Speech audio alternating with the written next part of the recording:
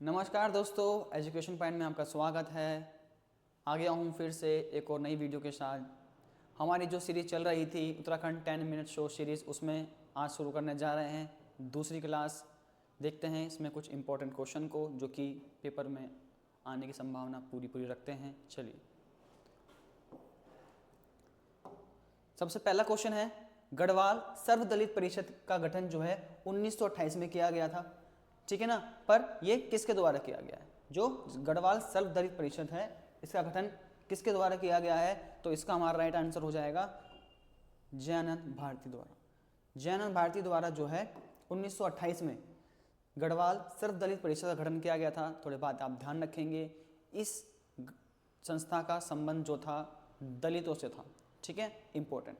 उसके बाद एक चीज इंपॉर्टेंट और है, 1930 में इनके द्वारा एक आंदोलन चलाया गया था जिसको बोलते हैं डोला पालकी आंदोलन। डोला पालकी आंदोलन,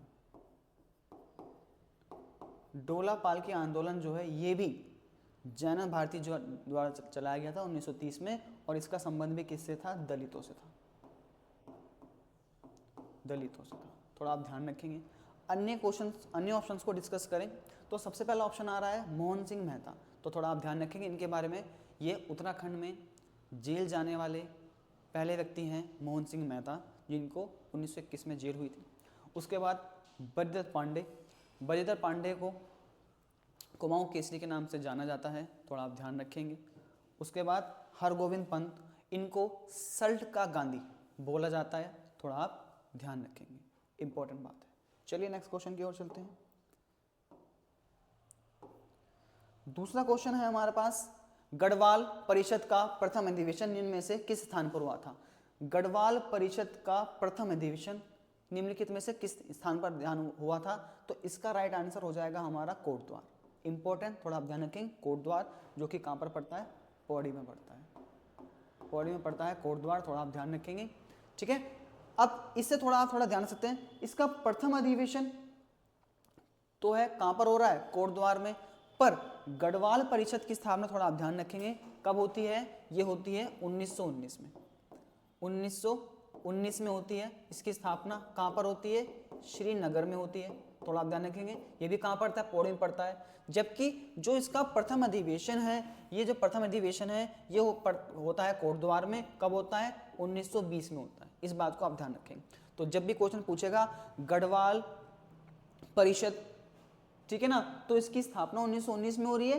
कहां पर? श्रीनगर में। जबकि इसका प्रथम अधिवेशन कहां पर हो रहा है? कोटद्वार में हो रहा है। कब? 1920 में।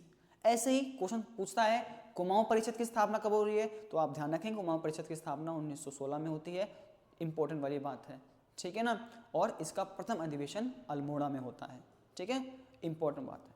चलिए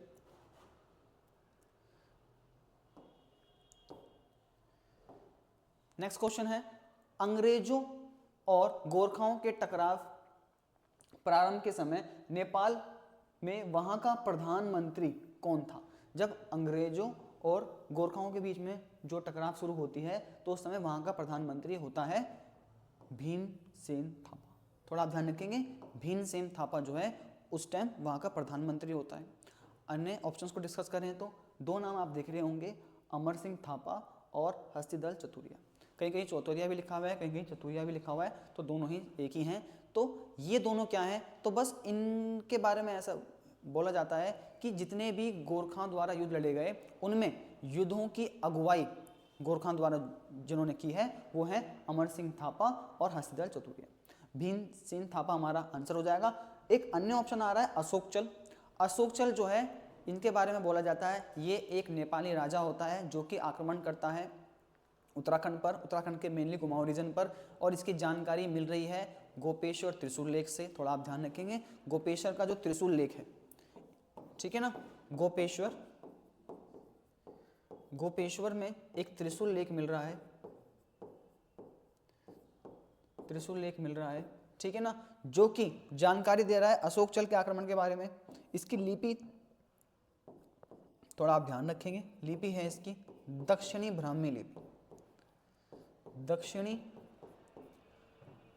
ब्राह्मी लिपि, दक्षिणी ब्राह्मी लिपि। थोड़ा आप इस चीज को ध्यान रखेंगे, ठीक है। तो हमारा राइट आंसर तो उसमें हो जाएगा मोहन सेन थापा, जबकि अन्य ऑप्शन को डिस्कस करें, ये नेतृत्व करते हैं और ये एक आक्रमणकारी है जो कि नेपाल का रहने वाला है। नेक्स्ट क्वेश्चन की ओर, इंपॉर्टेंट क्वेश्चन है कि भेटा ताम्रपत्र, भेटा ताम्रपत्र में किस चंद राजा को महाराज कुमार कहा गया है? थोड़ा ध्यान रखेंगे, भेटा ताम्रपत्र, ठीक है ना। भेटा ताम्रपत्र में महाराज कुमार की जो संज्ञा दी गई है वो दी गई है किशनचंद को, ठीक है ना। इस शासक को भेटा ताम्रपत्र में बोला गया है महाराज कुमार। अन्य ऑप्शन की ओर चलें तो एक है त्रिमलचंद, एक है विजयचंद। तो त्रिमलचंद का एक सेनापति होता है गद्युड़ा, ठीक है ना। इसका एक सेनापति होता है गद्युड़ा, ठीक है ना। गद्युड़ा सेनापति इसका होता है। इसका एक ताम्रपत्र मिलता है, ठीक है ना, उसके बारे में जानकारी दे रहा मिलती है त्रिमलचंद के बारे में। विजयचंद एक पाभे ताम्रपत्र मिलता है, ठीक है ना, एक पाभे ताम्रपत्र मिलता है जो कि जानकारी दे रहा है विजयचंद के बारे में। अजय चंद के बारे में इतनी कुछ कोई खास जानकारी नहीं है, बस थोड़ा ध्यान रख सकते हैं आप, चंद्रवंश से संबंधित है। बाकी त्रिमलचंद गद्युड़ा ताम्रपत्र, विजयचंद पाभे ताम्रपत्र और भेटा ताम्रपत्र का संबंध किससे है? किशनचंद से। थोड़ा इस बात को आप ध्यान रखेंगे। नेक्स्ट क्वेश्चन की ओर चलें। नेक्स्ट क्वेश्चन है हमारा, पंवार वंश के शासक मानशाह, इंपॉर्टेंट शासक है मानशाह, निम्नलिखित में से किस मुगल शासक के समकालीन है? अकबर, शाहजहां, जहांगीर और औरंगजेब। इन चारों में से जो अकबर है और जहांगीर है, इन दोनों के समकालीन है, यानी कि ऑप्शन डी हमारा क्या हो जाएगा? करेक्ट हो जाएगा, ऑप्शन डी, ठीक है ना। अकबर और जहांगीर के समकालीन है मानशाह, ठीक है ना। एक छोटी सी आपको ट्रिक बताता हूं जिससे आपको चंद, गढ़वाल के पंवार और दिल्ली के मुगल, इन तीनों के समकालीन वाली ट्रिक याद हो जाएगी। ट्रिक थोड़ा ध्यान रखेंगे आप, ठीक है ना। ट्रिक में ध्यान रखें, जहां पर तीन आपको नाम ध्यान रखने हैं, लक्ष्मीचंद, मानशाह, ठीक है ना। इससे सिर्फ एक याद हो सकता है आपको, जहांगीर, ठीक है ना। तीन शासक आप एक साथ याद कर सकते हैं। देखिए, जहां लक्ष्मी, जहांगीर, जहांगीर से मतलब जहां गिर जाती है, क्या गिर जाती है? लक्ष्मी गिर जाती है, तो वहां लोगों का मान भी गिर जाता है, ठीक है ना। लोगों का क्या गिर जाता है? मान गिर जाता है। बस थोड़ा आपको बस फनी वे में याद करने के लिए है, जहां लक्ष्मी गिरी लोगों का मान भी गिर गया। तो मतलब चंद्रवंश में लक्ष्मीचंद समकालीन है, पंवार वंश में मानसा समकालीन है और दिल्ली में जहांगीर समकालीन है, ठीक है ना। थोड़ा आप ध्यान रखेंगे। इसका राइट आंसर हो जाएगा ऑप्शन डी, ए और सी। अब दूसरे ऑप्शन को डिस्कस करें तो एक आ रहा है, क्या नाम है? शाहजहां। शाहजहां के समकालीन होता है हमारा एक चंद राजा, पढ़ेंगे हम, ठीक है ना, वो है बाज बहादुर, ठीक है ना। बाज बहादुर जो है समकालीन है शाहजहां के। तो आप कैसे कर सकते हैं? जैसे बाज आ रहा है, इसमें क्या शब्द आ रहा है? बाज। तो बाज जब आसमान में उड़ता है तो उसको क्या दिखता है? सारा जहां। सारा जहां से मतलब आप ध्यान रख सकते हैं शाहजहां। बाज बहादुर मतलब जब बाज आसमान में उड़ रहा होता है तो उसको क्या दिखता है? सारा जहां दिखता है, तो शाहजहां। बाकी अकबर और जहांगीर हमने देख लिया। औरंगजेब, जब औरंगजेब उत्तराधिकार का युद्ध कर रहा होता है तो उसका जो भाई होता है दारा शिको, उसका लड़का जो होता है सुलेमान शिको, वो गढ़वाल में शरण लेता है। किसके टाइम पर? पृथ्वीपति शाह के टाइम पर। बस आपको थोड़ा ध्यान रखना ना ये सब बातें,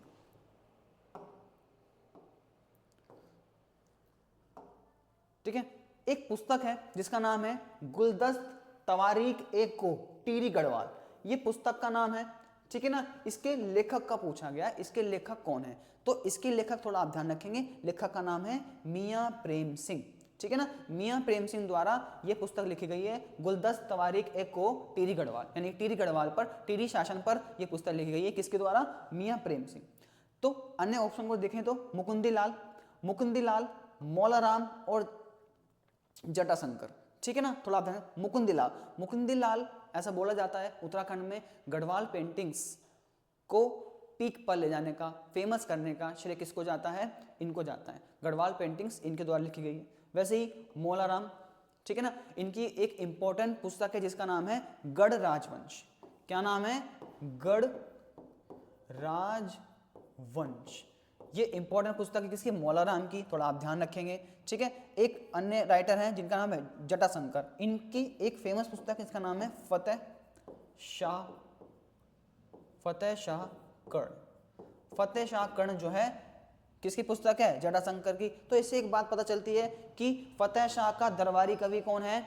जटाशंकर है, जिसमें एक पुस्तक लिखी है फतेह शाह कर्ण। तो हमारा राइट आंसर हो जाएगा, जबकि मियां प्रेम सिंह जिन्होंने ये पुस्तक लिखी है, थोड़ा आप ध्यान रखेंगे। नेक्स्ट क्वेश्चन चलते हैं। 7वां क्वेश्चन है कि ए और कारण आर, कथन ए और कारण आर के संदर्भ में सही उत्तर चुनिए। कथन ए क्या कह रहा है? कत्यूर राजवंश उत्तराखंड में बेसिकली कुमाऊं का प्रथम ऐतिहासिक राजवंश है, ठीक है ना। कारण क्या है? कत्यूर राजवंश के संदर्भ में अनेक प्रमाणिक साक्ष्य उपलब्ध है। तो कथन क्या है? हाँ जी, ये कथन सही है कि जो कत्यूर राजवंश है इनको बोला जाता है पहला ऐतिहासिक राजवंश। पहला ऐतिहासिक राजवंश किसको बोला जाता है? कत्यूर वंश को बोला जाता है, ठीक है ना। देखिए कंफ्यूजन होता है बच्चों, कत्यूर कौन है और कार्तिकेय वंश कौन है, ठीक है ना। कार्तिकेय वंश को ही राइटर एटकिंसन ने कत्यूर बोला है, थोड़ा आप ध्यान रखेंगे, जबकि है दोनों एक ही। फिर उसके बाद कत्यूर राजवंश में जो है अनेक प्रमाण मिलते हैं, ये भी ठीक बात है। क्यों? क्योंकि आप देखेंगे कत्यूर राजवंश के बारे में जानकारी कौन दे रहे हैं? पांडुकेश्वर अभिलेख दे रहा है, बालेश्वर अभिलेख से मिल रहे हैं, बागेश्वर अभिलेख से इनके बारे में जानकारी मिल रही है, और भी ऐसे प्रमाण ताम्रपत्र या अभिलेख हैं जो कि जानकारी दे रहे हैं किसके बारे में? कत्यूर राजवंश के बारे में, कार्तिकपुर राजवंश के बारे में जानकारी दे रहे हैं, ठीक है ना। एक कंडारा अभिलेख भी है, तो यानी कि हमारा कारण भी सही है और व्याख्या कर रहा है किसकी? ये कथन की। तो हमारा ऑप्शन इसका ए ठीक हो जाएगा, ठीक है ना। यानी कि कथन ए और कारण आर दोनों सही हैं और आर ए की सही व्याख्या करता है। हाँ जी, ये ऐतिहासिक शक्ति राजवंश है जो कि जिसके बारे में जानकारी मिल रही है अनेक ताम्रपत्र और अभिलेखों से। तो ऑप्शन हमारा ए इसका सही हो जाएगा। नेक्स्ट क्वेश्चन है, अल्मोड़ा से प्राप्त मुद्राओं में निम्न में से किन कुलीन शासकों का नाम मिलता है? तो हमारे पास है अमोघभूति, गोमित्र, हरिदत्त और शिवदत्त, ठीक है ना।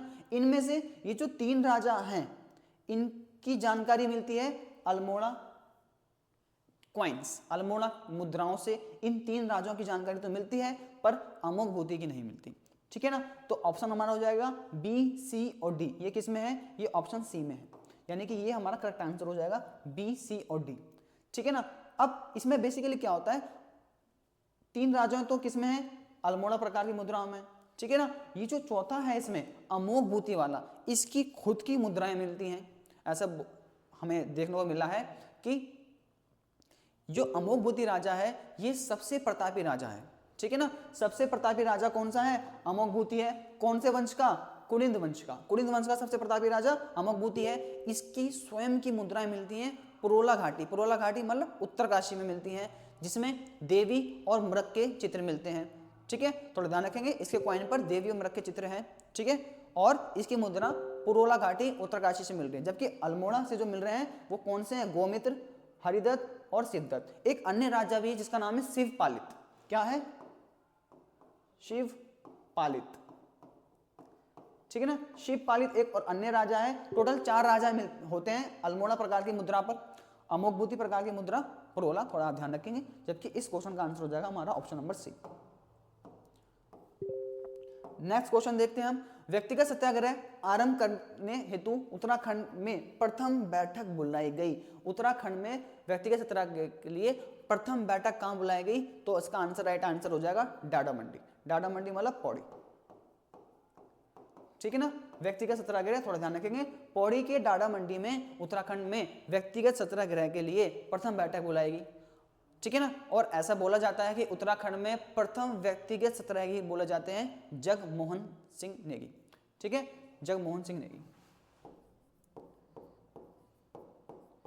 जगमोहन सिंह नेगी, या कहीं कहीं जगमोहन नेगी भी लिखा हुआ है, थोड़ा दोनों चीजें आप ध्यान रखेंगे, ठीक है ना।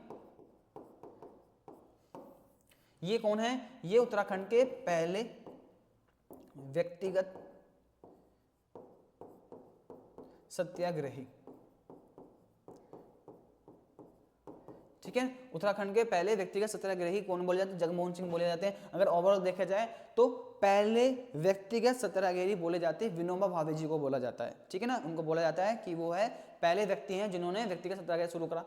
दूसरे बोले जाते हैं पंडित जवाहरलाल नेहरू जी को बोला जाता है। बात करें उत्तराखंड की तो उत्तराखंड के कौन है? जगमोहन सिंह नेगी हैं पहले व्यक्तिगत। और महिला की बात करें तो भागीरथी देवी, भागीरथी देवी पहली ऐसी महिला हैं जिन्होंने उत्तराखंड में व्यक्तिगत सत्याग्रह को क्या करा है? शुरू करा है, ठीक है। अन्य ऑप्शन की बात करें तो एक इंपॉर्टेंट है गुजरू, इसको बोलते हैं गढ़वाल का बारदोली। गढ़वाल का बारदोली किसको बोलते हैं? गुजरू को बोलते हैं, ठीक है। दुगट्टा कहाँ पड़ता है? पौड़ी में पड़ता है। जहरी खाल भी कहाँ पड़ता है? पौड़ी में पड़ता है, थोड़ा आप ध्यान रखेंगे।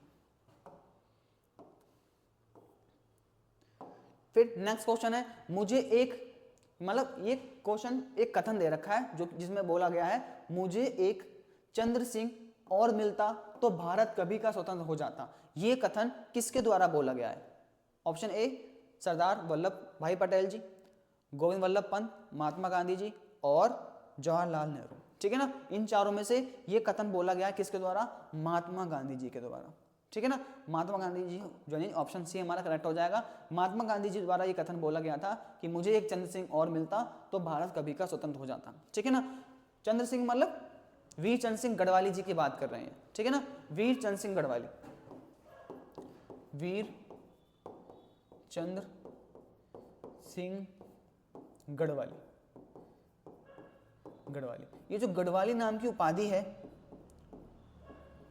उपाधि जो गढ़वाली नाम की है, ये भी इनको किसने दी थी? ये महात्मा गांधी जी ने दी। वीर चंद्र सिंह गढ़वाली को गढ़वाली उपाधि किसने दी थी? ये महात्मा गांधी जी द्वारा दी गई थी। और ये स्टेटमेंट भी किसने दिया था? महात्मा गांधी जी ने ही दिया था। आशा करता हूँ क्वेश्चन आपको अच्छे लगे होंगे। मिलूंगा एक और नई वीडियो के साथ। धन्यवाद।